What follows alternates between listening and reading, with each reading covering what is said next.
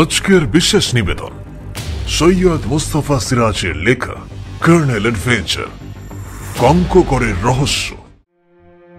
শুরু হচ্ছে সৈয়দ মুস্তাফা সিরাজের লেখা কর্নেল অ্যাডভেঞ্চার কঙ্ককরের রহস্য। Happy listening.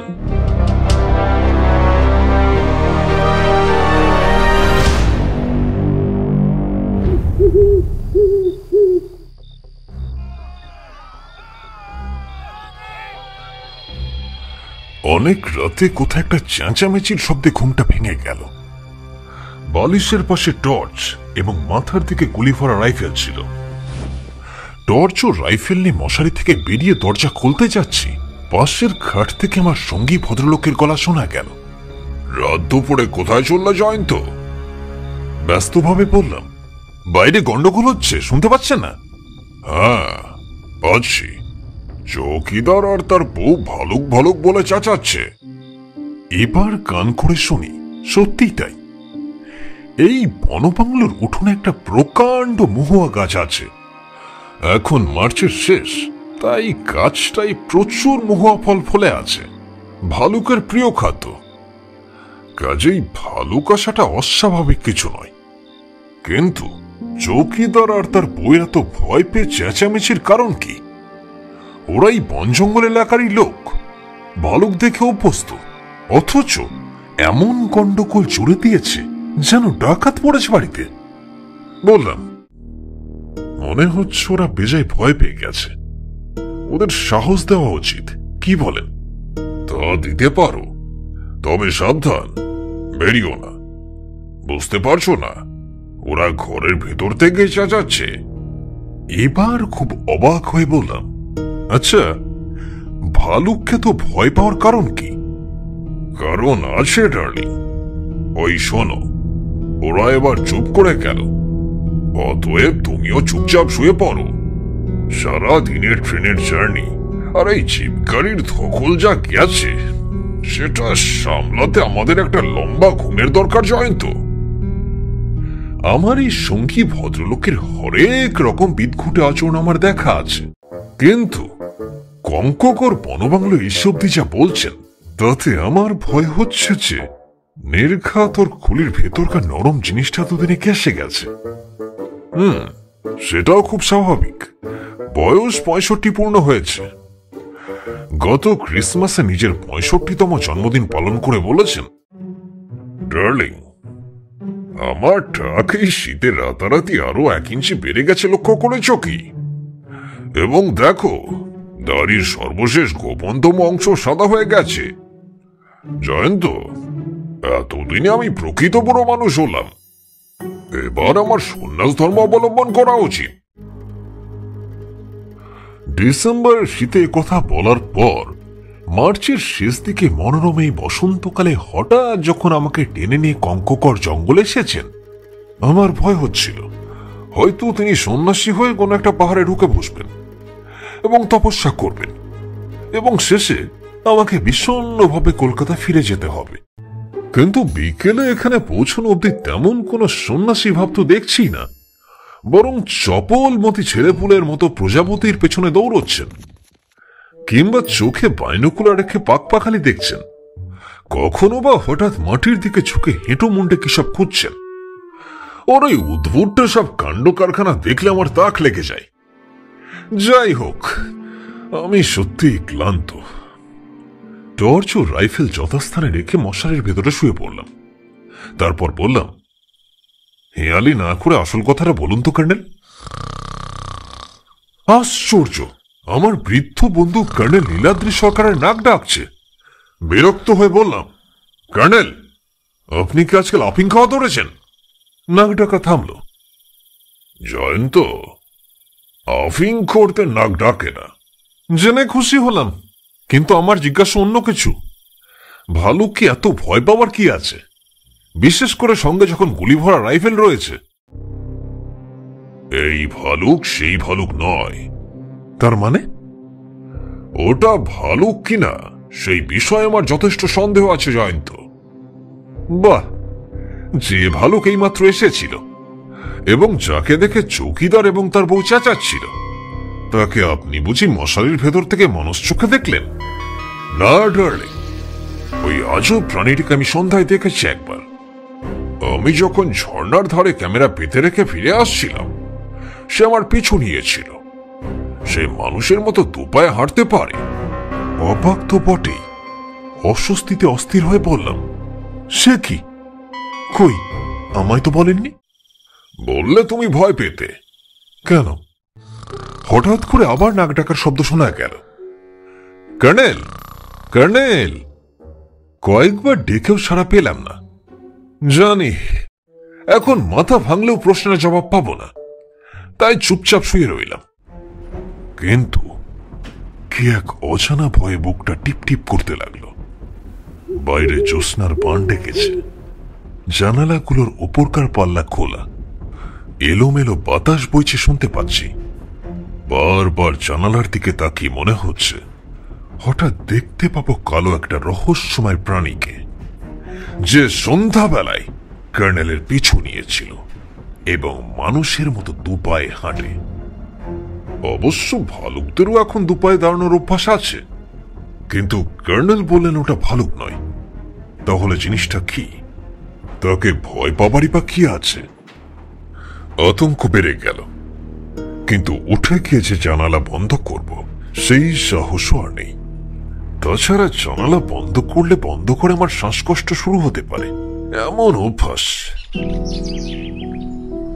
সেই রাতে রাইফেলের বাটে হাত রেখে 7-5 ভাবতে ভাবতে কখন ঘুমিয়ে পড়েছিলাম।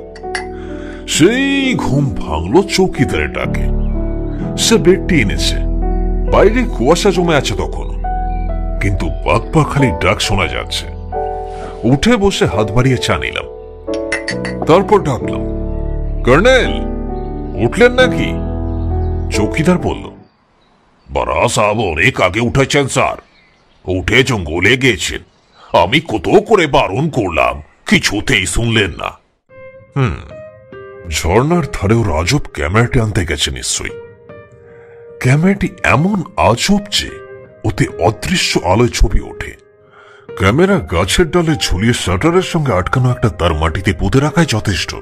লেন্সের সামনে 180 ডিগ্রি এবং 30 মিটার অব্দি মাটিতে কিছু চলাফেরা করলেই সেই সূক্ষ্ম স্পন্দন তার বেয়ে শাটারে চলে যাবে এবং অটোমেটিক শাটার ক্লিক হবে, ছবি উঠে যাবে। তারপর ফিল্মের রিলও অটোমেটিক পদ্ধতিতে গুটিয়ে পরবর্তী ছবি ওঠার ব্যবস্থা করবে। বললাম, ওহে চৌকিদার, রাতে তোমরা এত চেঁচামেচি করছিলে কেন? চৌকিদার ভয় পাওয়া গলায় বলল, স্যার, রাতে বাংলোয় ফের টুনা বাবা এসেছিল। আমরা স্বামী স্ত্রী মিলে খুব চেঁচামেচি করে ওকে তাড়িয়ে দিলাম। টুনা বাবা? সেটা আবার কি? তোমরা তো বারবার ভালুক ভালুক বলে চেঁচাচ্ছিলে। চৌকিদার চাপা গলায় বলল, স্যার, ভালুকের নাম না করলে টোনা বাবা পালিয়ে যেত না। ও ভালুকে খুব ভয় পায় কি না। ওর কথা শুনে অবাক হয়ে মশারি তুলে বেরোলাম। চৌকিদার বার মশারিটা খাটের মাথার উপর গুজে দিতে ব্যস্ত হলো। আমি ওর দিকে তাকিয়ে বললাম, ওহে, তোমাদের এই টোনা বাবা জিনিসটা আসলে কি বলতো? চৌকিদার মাথা নেড়ে বলল, তা তো জানি না হুজুর, সবাই ওকে টোনা বাবা বলে। তবে পরপর 2 রাত্রি হলো সে বাংলোয় কেন হানা দিচ্ছে বুঝতে পারছি না। টোনা বাবা মানুষ নাকি জন্তু সেটাও জানি না হুজুর। দেখতে কেমন? চৌকিদার ভয় পাওয়া চোখে তাকিয়ে বলল, দেখতে কতকটা ভালুকের মতো বটে, তবে 2 পায়ে হাঁটে। ধুকুর পুকুর করে ওকে দৌড়ে যেতেও দেখেছে এলাকার লোকেরা। একবার তো কাঠুরেরা ওকে তাড়া করেছিল। তাদের কাছে শুনেছি টোনা বাবার গায়ে ক্রুলের কোপ বসে না, যেন একদম পাথর। এছাড়া কপরডিহির সাঁওতালরাও নাকি তীর ছুঁড়ে দেখেছে। সব তীর ডকাস করে পড়ে যাচ্ছে গা থেকে আর দুমড়ে যাচ্ছে। চৌকিদার নিশ্চয় বাড়াবাড়ি করে বলছে। এই ভেবে বললাম, যত সব গাঁজাখুরি গল্প। ঠিক আছে, আজ রাতে তোমার টোনা বাবা হানা দিক, তখনই দেখব তার গায়ে রাইফেলের গুলি বেঁধে নাকি বেঁধে না। চৌকিদার বড়সড় চোখে তাকিয়ে জোরে মাথা দুলিয়ে বলল, খবরদার স্যার, খবরদার, কখনো গুলি ছুড়বেন না। গত শীতে এক শিকারী বাবু এসেছিলেন এই বাংলোয়। তিনি জঙ্গলে গিয়ে আর ফেরেননি স্যার। কাঠুরিদের কাছে পড়ে জানা গেল তিনি টোনা বাবাকে গুলি করেছিলেন, আর টোনা বাবা তার বন্দুক কিনে টুকরো করে ফেলেছিল। তাকেও এক থাপ্পড় মেরেছিল, তাতে উনি একেবারে দোলা পাকানো লাশ হয়ে জঙ্গলে পড়েছিলেন সাব। বরং টোনা বাবাকে দেখতে পেলে ভালুক বলে চেঁচাবেন, দেখবেন তক্ষুনি সে পালিয়ে যাবে। জঙ্গলি এলাকার লোকেদের কুসংস্কার বা অন্ধবিশ্বাসের ব্যাপারটা আমার জানা আছে, তাই চৌকিদারের কথায় অবাক হলাম না। কিন্তু স্বয়ং বিচক্ষণ কর্নেল নীলাদ্রি সরকারও এমন কিছুর ইশারা দিচ্ছিলেন গত রাতে, সেটাই হলো আমার ভাবনার বিষয়। তাই একেবারে উড়িয়ে দেওয়া যাচ্ছে না। চৌকিদারের পর টোনা বাবার এক কাহন গল্প শুনিয়ে ছাড়ল। গল্পগুলো প্রায় একই রকম, কিন্তু একটা অদ্ভুত মিল সব গল্পেই রয়েছে।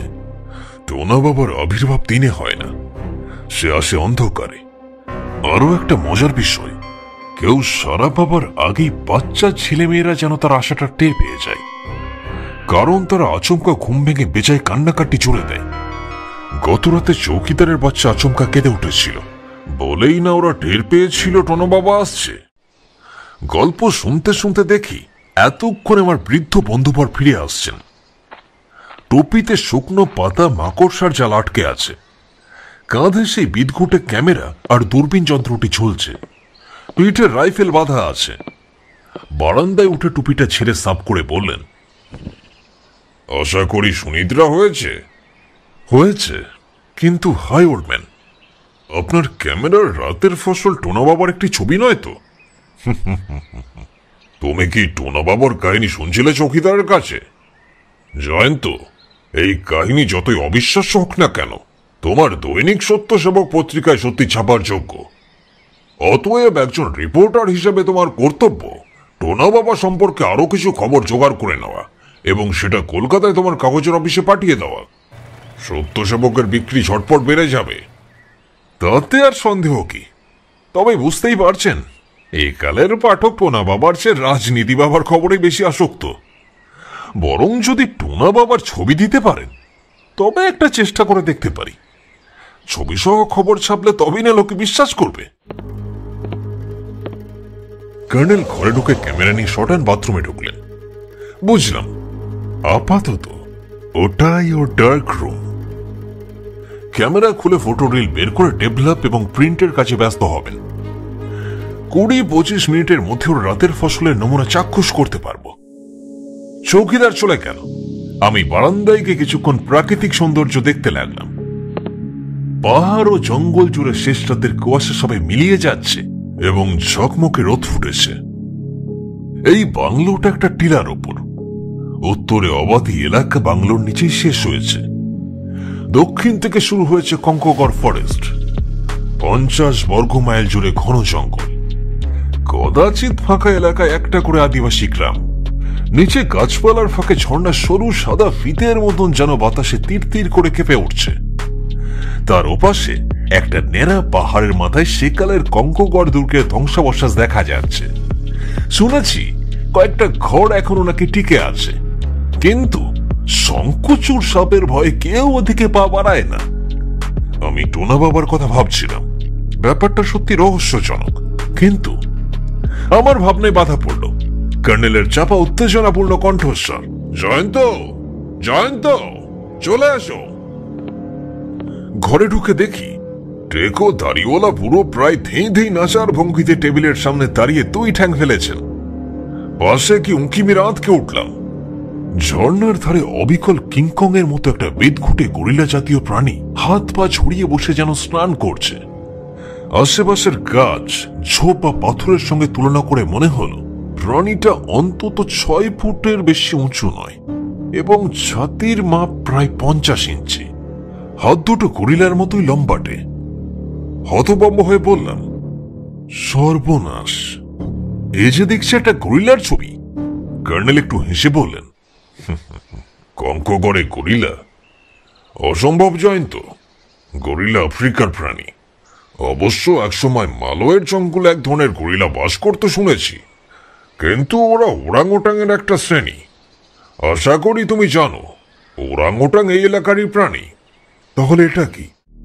কর্নেল রহস্যময় হেসে বললেন, বড়জোর এটুকু বলতে পারি যে ইনি হলেন কঙ্কগড়ের আতঙ্ক, সেই টোনা বাবা, এবং যার খোঁজে আমি তোমাকে নিয়ে এখানে পাড়ি জমিয়েছি। জয়ন্ত অবাক হয়ে বললাম, সে কি? আপনি তো এসব কিছুই বলেননি, শুধু বলেছেন জঙ্গলে বেড়াতে যাচ্ছি, বেড়াবো এবং সুযোগ পেলে শিকার করব।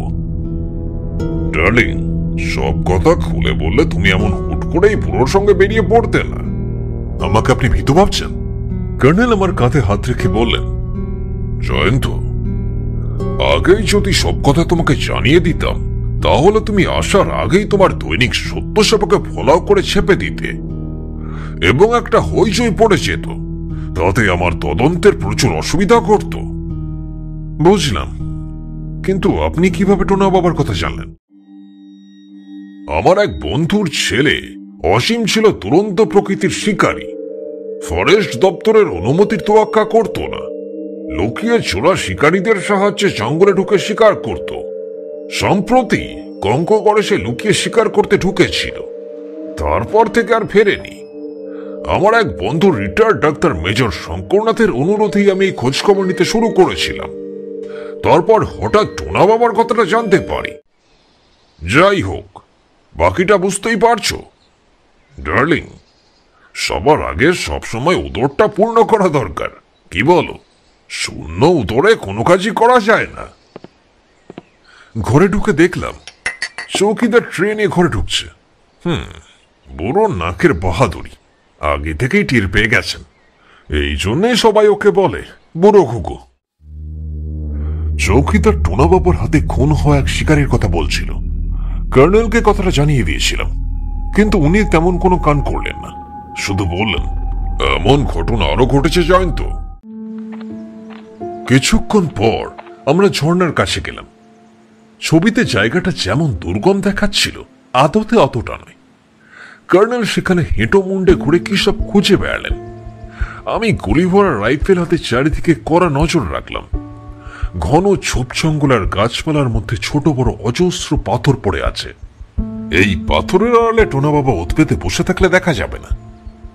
সেই সময় হঠাৎ চোখে পড়ল ওপরের দিকে একটা সাদা পাথরের খাঁজে কালো কি একটা পড়ে আছে।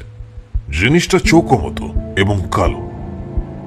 এখানে ঝর্ণার ধার থেকে ধাপে ধাপে পাথরের সিঁড়ির মতো যে ন্যাড়া টিলাটা আকাশে মাথা তুলেছে, সেখানে দিয়ে উঠলে জিনিসটা কুড়িয়ে আনা যায়।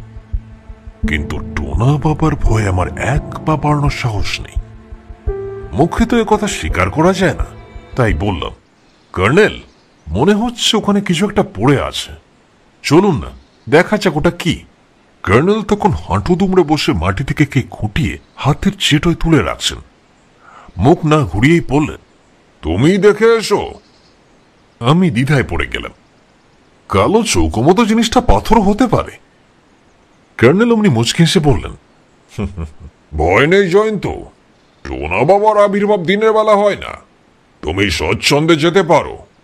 ড্রাগ দেখিয়ে বললাম, আমি ভীতু নই। তার প্রমাণ কতবার পেয়েছেন আপনি? বিলক্ষণ পেয়েছি ডার্লিং, তাই তো বলছি, কালো মতো যে জিনিসটা দেখেছ সেটা নিয়ে এসো। বলে কর্নেল নিজের কাছে মন দিলেন।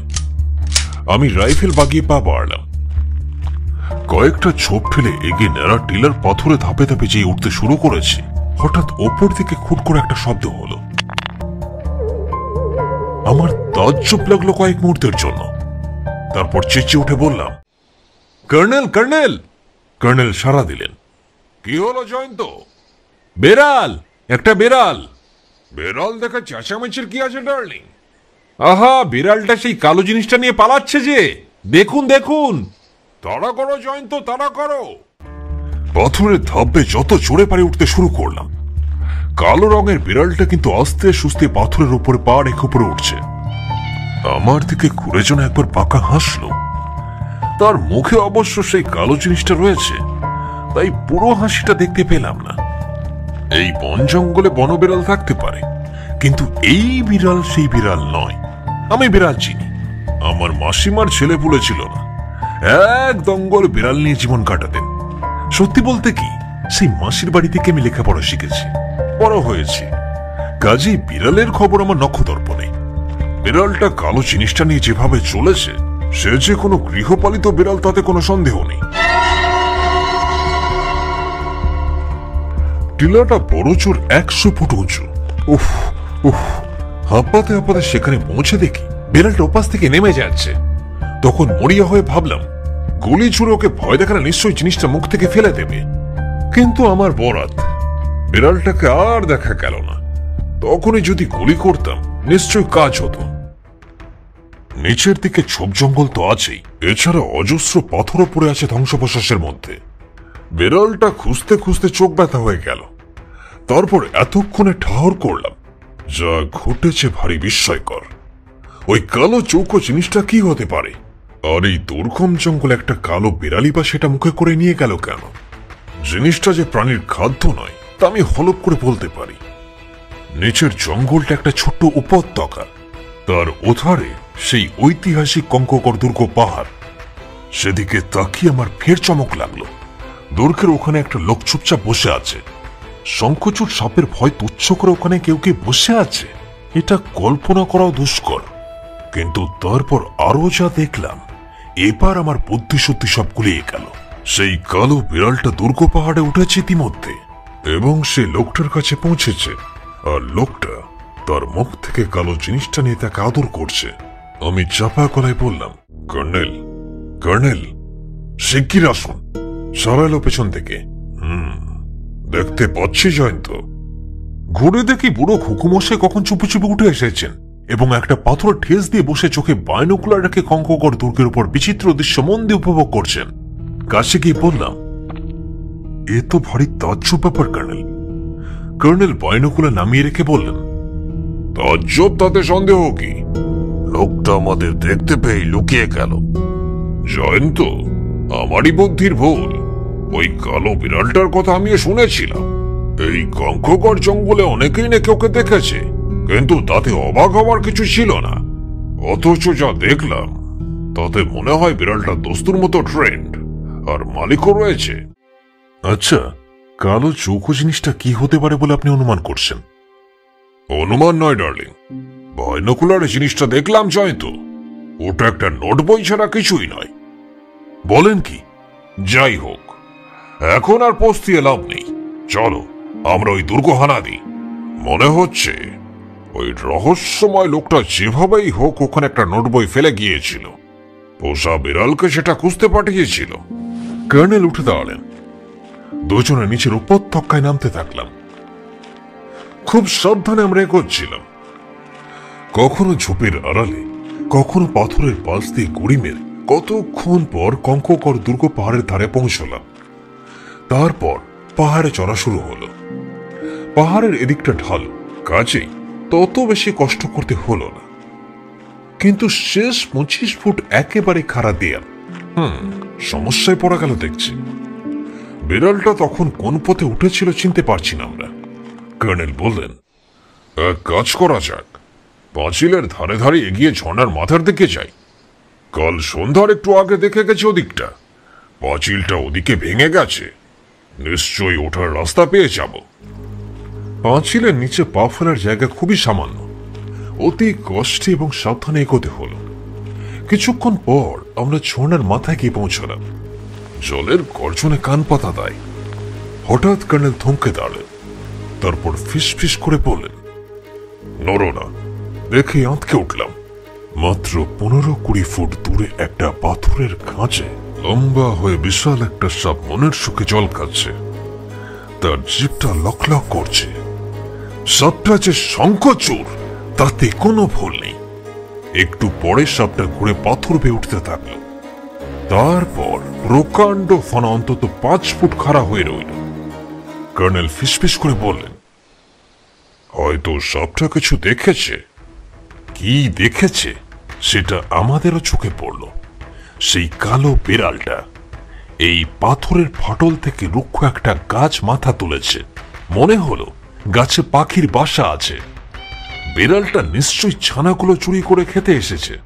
সাপটার গর্জন শুনে সে থমকে গেছে এবং জলজলে চোখে তাকিয়ে আছে।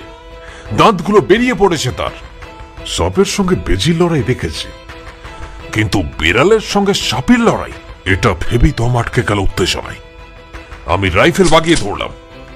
হতচ্ছাড়া শঙ্কচূড় যদি বিড়ালটাকে মেরে ফেলে আমার কষ্ট হবে। অমন শিক্ষিত বিড়াল সচরাচর দেখা যায় না। শঙ্কচূড় কয়েক ফুট এগিয়ে এসে হিস করে ফোনা ছাড়ল, আর বিড়ালটা এক লাফে পিছিয়ে গিয়ে গড় গড় গ্যাও করে উঠল।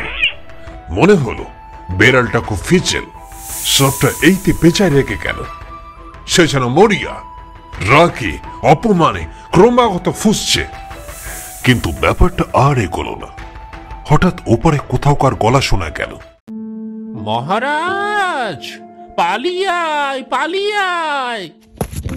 কর্নেল এক ঝটকায় আমাকে টেনে প্রকাণ্ড একটা পাথরের আড়ালে নিয়ে গেলেন। আমরা লুকিয়ে পড়লাম।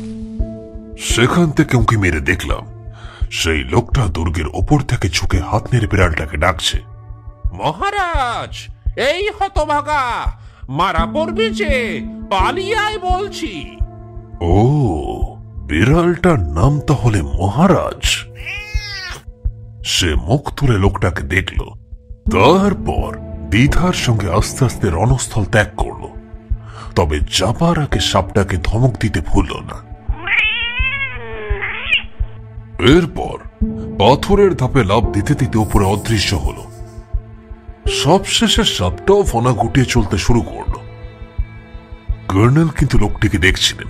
ফিসফিস করে বললেন, সাবধান জয়ন্ত, নড়ো না, দেখতে পাবে। মহারাজ লোকটার কাঁধে কে চড়েছে। সে ওকে আদর করতে করতে সরে গেল ধ্বংসাবশেষের আড়ালে। আমরা উঠলাম। কর্নেল বললেন, এখন আর ওপরে গিয়ে কাজ নেই। লোকটাকে ভালোভাবে দেখে নিয়েছি। মুখটা চেনা মনে হলো, কিন্তু কিছুতেই স্মরণ করতে পারছি না। এসো ফেরা যাক। বললাম, এমন দুর্গম জায়গায় ও কি করে? ভারী আশ্চর্য তো। কর্নেল কোনো কথা না বলে আমার হাত ধরে টানলেন। আমরা আগের পথে নামতে শুরু করলাম। দুপুরে খাওয়ার পর বিছানায় গড়াচ্ছি, সেই সময় দেখি কর্নেল টেবিলে এক টুকরো কাগজে কি সব রেখে আতশ গাছ দিয়ে দেখছেন। জিজ্ঞেস করলাম, ওগুলো কি? এটা টোনা বাবার লোম। তাই বলুন। আশা অব্দি দেখছি মাটির উপর ঝুঁকে হামাগুড়ি দিয়ে কিছু খুঁজছেন। ও, তাহলে টোনা বাবার লোম খুঁজতে কাল থেকে হন্যে হচ্ছিলেন? হ্যাঁ ডার্লিং, লোম ইজ লোম। আতশ গাছ দিয়ে অত খুঁটিয়ে দেখার কি আছে? আছে বৎস, আছে। একসময় ট্যাক্সিডার্মি অর্থাৎ চামড়া বিদ্যায় কিছু জ্ঞানগম্যই ছিল। তখন শিকারের নেশা ছিল, তাই শিকার করা জন্তুর চামড়া কিভাবে অবিকৃত রাখা যায় তার হদিশ পেতে ওই বিদ্যার চর্চা করেছিলাম। দেখা যাক সেই জ্ঞান কাজে লাগাতে পারি নাকি। কোন কাজে লাগাতে চান? প্রথম কথা, এই লোম কোন জন্তুর জানতে চাইছিলাম, জানলাম। দ্বিতীয় কথা, এই লোম যে জন্তুর গা থেকে খসে পড়েছে সে জীবিত না মৃত সেটা জানার দরকার ছিল। জেনে গেলাম। বাহ, তাহলে ওই জ্ঞান দুটো আমাকে বিতরণ করুন, আমিও আপনার মতো জ্ঞানী হই। কর্নেল আমার তামাশায় কিন্তু হাসলেন না। গম্ভীর মুখে বললেন, আশ্চর্য, বড়ই আশ্চর্য জয়ন্ত। এই লোম নিতান্ত ভালুকের, অথচ আমি জানি এই টোনা বাবা কোনো ভালুক নয়। তাছাড়া সে ভালুক ভালুক বলে চেঁচালে ভয় পেয়ে পালায়। আর তার চেয়েও আশ্চর্য ব্যাপার, এই লোম মরা ভালুকের। হতভম্ব হয়ে বললাম, তাহলে ওটা কি কোনো ভালুকের প্রেতাত্মা? তাহলে ভালুক বলে চেঁচালে ভয় পাবে কেন ডার্লিং? পাবে এই জন্যেই যে সে একটা ভূত। মানুষের ভূত শুনেছি জ্যান্ত মানুষকে ভয় পায় অনেক সময়, ঠিক তেমনই ভালুকের ভূত জ্যান্ত ভালুকের কথায় ভয় পাবে, এতে অবিশ্বাসের কি আছে? কিন্তু এই লোম ভালুকের, অথচ টোনা বাবা ভালুক নয়, গরিলা জাতীয় প্রাণী। তুমি তোর ফটো দেখেছ, ওকে কি ভালুক বলে মনে হয়? অবিকল যেন সিনেমায় দেখা কিংকং। না, এই রহস্যের মাথা মুন্ডু কিছু নেই। অগত্যা আমি ঘুমোবার তালে থাকলাম। সেই ঘুম ভাঙার পর দেখি ঘরে আমি একা। আলো ধূসর হয়ে গেছে, পাহাড়ের মাথা লাল হয়ে গেছে, বাংলোর লনে দাঁড়িয়ে দাঁড়িয়ে সূর্যাস্ত দেখতে দেখতে কর্নেলের কথা ভাবছিলাম। নিশ্চয়ই কোথাও সেই বিদঘুটে ক্যামেরার ফাঁদ পাততে গেছেন। এই বয়সে অমন সাহসের বাড়াবাড়ি না দেখালেই পারতেন। চৌকিদারকে ডেকে একটা চেয়ার আনতে বললাম, চায়েরও ফরমাস দিলাম। একটু পরে চেয়ারে বসে বসে চা খেতে খেতে চমকে দেখি সেই মহারাজ অর্থাৎ কালো বিড়ালটা চৌকিদারের ঘরের বারান্দায় পা টিপে টিপে উঠছে। বারান্দা একটা দোলনা টাঙানো, তাতে চৌকিদারের বাচ্চাটা ঘুমাচ্ছে। মহারাজ করল কি, এক লাফে দোলনায় উঠে পড়ল। অমনি বাচ্চাটা বেজায় চেঁচামেচি করে কান্নাকাটি জুড়ে দিল। চৌকিদারের বউ রান্নাঘর থেকে দৌড়ে এলো খুন্তি হাতে। চৌকিদারও দৌড়ে গেল। তারপর যা দেখলাম, কয়েক মুহূর্তের জন্য আমার বুদ্ধিশুদ্ধি খুলিয়ে গেল। ঘরের পেছন দিক থেকে দুলতে দুলতে মূর্তিমান কিংকং বেরোলো যেন। হ্যাঁ, এই সেই টোনা বাবা, তাতে কোনো ভুল নেই। সে দুই ঠ্যাঙে হেঁটে বারান্দায় পা দিতেই চৌকিদার ভিমড়ি খেয়ে গো গো করে পড়ে গেল। তার বউ দুর্ধর্ষ ভাষায় চিৎকার করে উঠেছিল, কিন্তু তার মায়ের মন প্রথমে সে বাচ্চাটাকে তুলে নিয়ে ঘরে ঢুকে দরজা আটকে দিয়েছে। কালো বিড়ালটা দোলনার কিনারায় আরামে বসে দুলছে, আর টোনা বাবা দরজায় ঘুষি মারছে দমাদম। কয়েক সেকেন্ডের মধ্যে সব ঘটে গেল। তারপর আমার সদ্বিদ ফিরে এলো, কিন্তু রাইফেলের জন্য দৌড়ে বাংলায় ঢুকতে গেলে যদি টোনা বাবা আক্রমণ করে, আমি অসহায় হয়ে পড়লাম কয়েক মুহূর্তের জন্য। তারপর হঠাৎ মুখ দিয়ে বেরিয়ে গেল, ভালুক ভালুক। অমনি টোনা বাবা থমকে দাঁড়ালো। আমি আরো বাজখাই গলায় চেঁচিয়ে উঠলাম, ভালুক ভালুক। টোনা বাবা দুলতে দুলতে নামলো বারান্দা থেকে। তারপর যেই ঘরের পেছন দিকে জঙ্গলে ঢুকতে গেছে, হঠাৎ কোত্থেকে তার সামনে আবির্ভূত হলেন স্বয়ং কর্নেল নীলাদ্রি সরকার। টোনা বাবা তাকে যেন ঘুষি মারবার জন্য মুঠো তুলল। আমি আঁতকে উঠে চোখ বন্ধ করলাম। তারপর শুনলাম কর্নেল হাসতে হাসতে বলছেন, গুড ইভিনিং টোনা বাবা, গুড ইভিনিং। টোনা বাবা স্তব্ধ। কর্নেল বললেন, হা করে কি দেখছেন মশাই? আসুন, চা খাওয়া যাক, তারপর অন্য সব কথা। টোনা বাবা চুপ। দোলনা থেকে বিড়ালটা দৌড়ে গিয়ে তার কাঁধে চাপল। এবার কর্নেল খপ করে তার একটা হাত চেপে ধরলেন। টোনা বাবা ছাড়াবার চেষ্টা করলো, কিন্তু পারল না। আমি কি স্বপ্ন দেখছি? কর্নেলের গায়ে এমন দানবের জোর আছে কখনো দেখিনি। এমন একটা কিংকংকে হির করে টেনে আনছেন। লনের মাঝামাঝি এসে টোনা বাবা মানুষের ভাষায় এবং খাঁটি বাংলায় বলে উঠল, ছাড়ুন মশাই, এই হাতের হাড় ভাঙা যে। ছেলেবেলায় হারামজাদা ভালুক আমার ডান হাতটা অকেচো করে দিয়েছে। কর্নেল বললেন, জয়ন্ত, চৌকিদারের জ্ঞান ফিরাও, ওর বউকে বেরোতে বলো। আমাদের এই অতিথির জন্য চাপা দরকার, তাছাড়া রাতে উনি আমাদের সঙ্গেই থাকবেন, বলে দিও। যেতে যেতে ঘুরে দেখি টোনা বাবা আমার খালি চেয়ারটাতে বসে পড়ল। ভালুকের চামড়া খুলে রেখে টোনা বাবা আমাদের সঙ্গে পরম আনন্দে চায়ে চুমুক দিতে দিতে বললেন, কতকাল পরে এমন সুস্বাদু চা খাচ্ছি। তবে শুনুন মশাই, আমি কিন্তু স্রেফ নিরামিষ খাই। চৌকিদারকে বলে দেবেন, তবে আমার মহারাজের জন্য বিশেষ ভাবতে হবে না। এক বাটি দুধ হলেই চলবে। বেচারা বহুকাল দুধ খেতে পায় না। সেই লোভেই তো ওই বাচ্চাদের বিছানায় গিয়ে দুধের শিশি হাতড়ায়। বাচ্চাগুলো এমন হিংসুটে, চেঁচামেচি করে হইচই বাঁধায়। কর্নেল মিটিমিটি হেসে বললেন, মহারাজ না হয় দুধ চুরি করতে হানা দেয়, কিন্তু আপনি কি চুরি করতে চান? টোনা বাবা লাজুক হেসে বললেন, আসলে জানেন কি, আমি বাচ্চাদের খুব ভালোবাসি। একটু আদর করতে সাজ চাই, কিন্তু আমার এমনই কপাল, আজ অব্দি একটা বাচ্চাও হাতাতে পারলাম না। যেমনই চুপি চুপি হানা দিই, আমার মহারাজ হারামজাদা ঘুম ভাঙিয়ে দেয় ওদের। তারপর লোকেরা ভালুক ভালুক বলে ভয় দেখায়।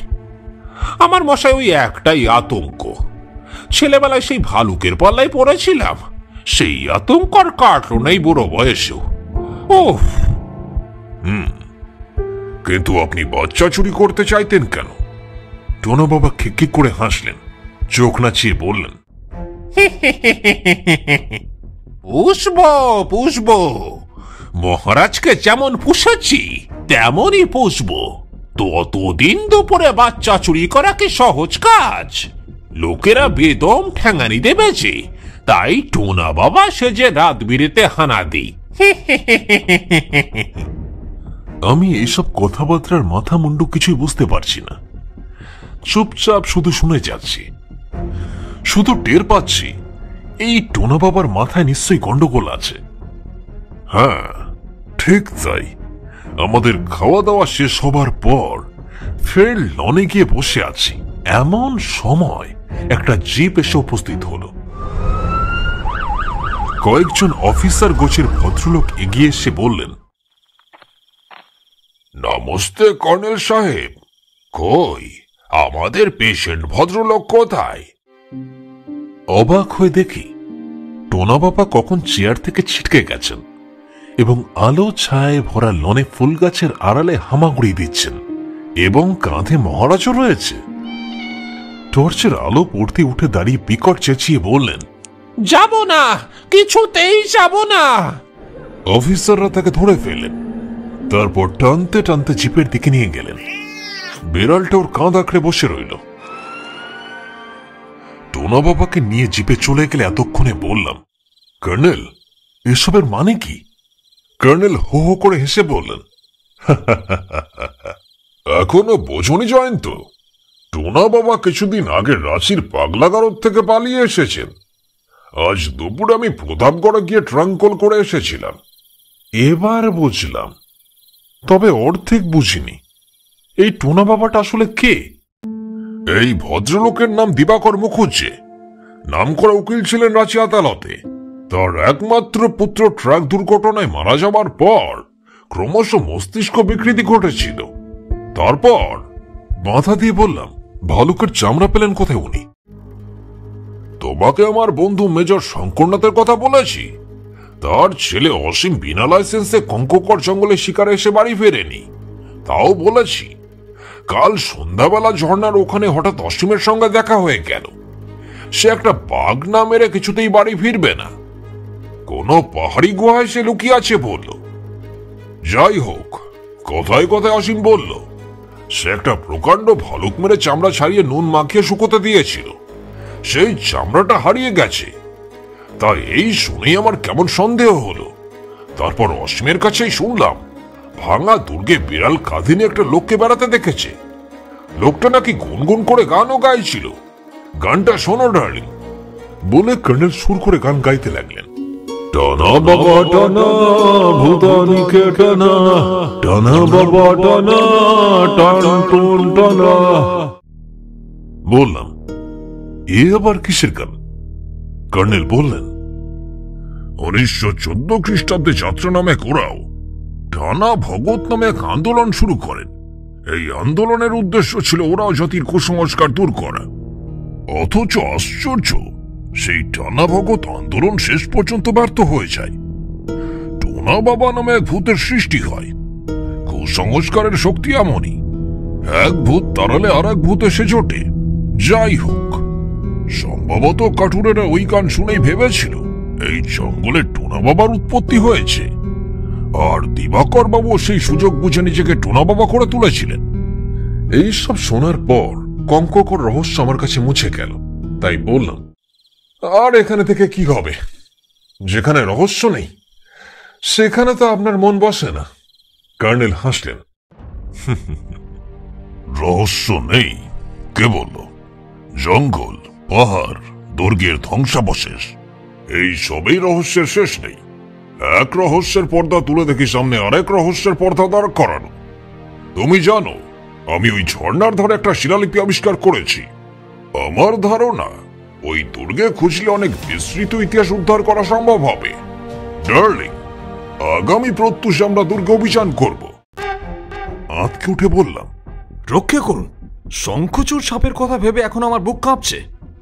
কর্নেল আমার একটা হাত নিয়ে সস্নেহে বললেন, বৎস জয়ন্ত, কঙ্কগড়ের ওই আতঙ্ক আছে বলেই আমাদের অভিযান রীতিমতো অ্যাডভেঞ্চার হয়ে উঠবে। চলো ডার্লিং, শুয়ে পড়া যাক, সকাল সকাল উঠতে হবে।